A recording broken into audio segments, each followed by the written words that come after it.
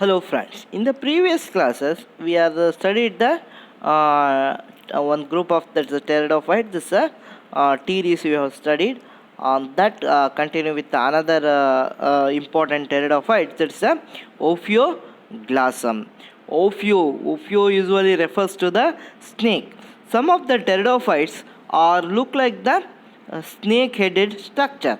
So those group of the pteridophyte is generally referred as a Ophioglossum. It is Ophioglossum is commonly distributed in majority of the places of the world, especially tropical and subtropical regions. They are also called as commonly this Ophioglossum is called as a adheres tongue. So usually they require the moist shady condition, and usually this Ophioglossum is a depending on the soil, especially that's a terrestrial pteridophyte. Usually some species of the pteridophytes, even the epiphytic is also there, but majority of them are grow in a soil. So especially the Ophium palmata grow on the rotted rocks, and some other species just like Ophiopendulum, they will grow on the humus rock packet of the tree like that. There are about 28 species occurs in this genus. The common species of Ophioglossum are the Ophioglossum valgundum, Ophioglossum pendulum, and Ophioglossum valgatium. So look at the morphology of this plant. There will be a short symmetry in nature, and usually they will consist of mainly the leaf, that's a sporophytic structure will be present. Only you can find the rhizome is dorsiventral in position, and usually rhizome is infrequent, and they may be a dichotomous or lateral. The upper surface of this rhizome produces the leaves in an irregular manner. The number of leaves produced per session is also varies. That may be sometime 1, 2, 3, even 4 leaves can be produced. One usually the in tropical species there may be up to 4 to 5 per annum will be produced. The growth of leaf is extremely slow, and the leaf is predominated, and usually sometimes they may be up to they will have the capacity to have 3 years of growth, and usually leaf may be erect, pendant, and usually sometimes they look like a pendulous in nature. And usually, especially in case of the this Ophioglossum, the high diversity of the leaf will be exhibit, and usually already I told that's a petiole and lamina will be present in case of the leaf. So this is how the Teres leaf will be, Ophioglossum leaf will be present. This is a complete leaf of the Ophioglossum. What you are looking, that's the internal structure. And usually the stalk will be present, that's the basal region of the Ophioglossum leaf, and usually the lamina is reticulated venation, but it is not closed one. The leaf having the reticulate venation, and usually the open dichotomous in nature, and the winglets ended bindly in the mesophils. This is very characteristic of the Ophioglossum. There is no distinct midrib will be present at the base of the petiole or find the stipules. And usually enclosing the young leaves of the next session. The leaf of Ophioglossum do not exhibit the circinate vernation, that is a typical nature of the form. Usually all pteridophytes, what in the previous classes I told that the circinate vernation that is not exhibited in case of the Ophioglossum. And the next one part is the rhizome. The rhizome is anchored to the soil with the help of the numerous adventitious roots that are produced from the rhizome. It's usually in the underground surfaces, and root hairs are completely absent. Root may be unbranched in nature, so that's why Ophioglossum that's infrequently branches in case of the other group of the Ophioglossum. And usually in case of frequency of these root will be occurs in case of the Ophioderma. So it's varies with the different groups or the classes.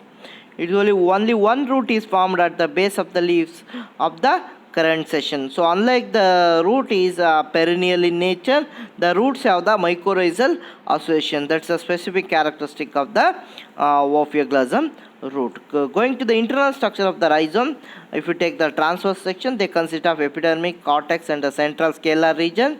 The outline of the section is irregular and discontinuous due to the presence of root and the leaf bases. The epidermis is single layer, cortex is wholly parenchymatous. The cells are loosely arranged with the larger number of the intracellular spaces. Root I already explained. The root anatomy also says that the epidermal and also the cortex and central scalar region will be there. The leaf. From the rhizome there will be a single leaf trace will be given off, but at the base of the petiole it is divided into two strands and entire the leaf. The Ophioglossum palmatum and several other species of leaf calf is associated with the two leaf traces. And usually when these vascular bundles, if you take the cross section, it will look like a C-shaped structure from the adaxial surfaces. This is how the anatomical structure of the root, stem and the leaf in case of the Ophioglossum. So next, going to the reproduction.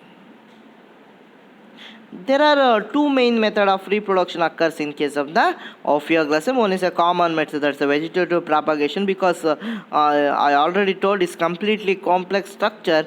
So leaf is tightly adhered with the rhizome and the root structure. So that condition, what happens when the adventitious buds will be formed, these adventitious buds just like act as a root tubers, especially in case of Ophioglossum pendulatum and vagatum. So they produce the reproductive structures. And another one type, that's usually the common method of reproduction, just like sexual reproduction, the spore formation will be occurs. The spore producing organ generally called the fertile spike, that's a sporangiophore. The spore producing structure, this is a special term used in case of the Ophioglossum, that's sporangiophore will be there. The spotted spike is very much differentiated from the strobili of the Lycopodium and the Selaginella. So usually in case of Lycopodium and Selaginella, you will find the strobilous structure for the spore production, but here there will be a distinguished, that means the sporangia is completely embedded and there is no traces of the sporophyll. There is a central axis like structures will be there. Either side of this you will find the two rows of the sporangia, and usually the number of sporangia per fertile spike is varies from 6 to 20. Many vascula stand into the fertile spike. They are frequently differentiated. And if you take the morphology of the fertile spike, there may be a different structure will occurs. First, this was studied by Bohr in 1896.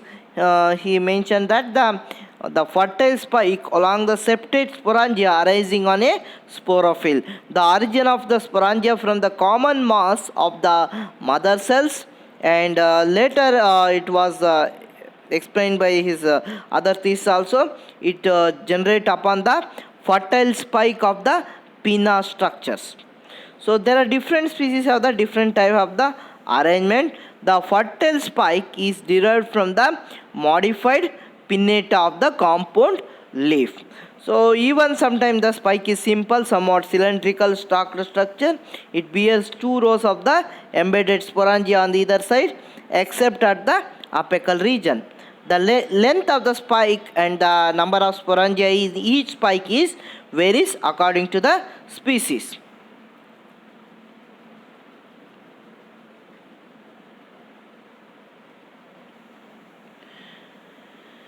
This is how the structure of the spike, and in each species the structure of spikes will be varies. That may be 12 traces, sometimes they may be 9, and even sometimes that may be also varies with the different species individually.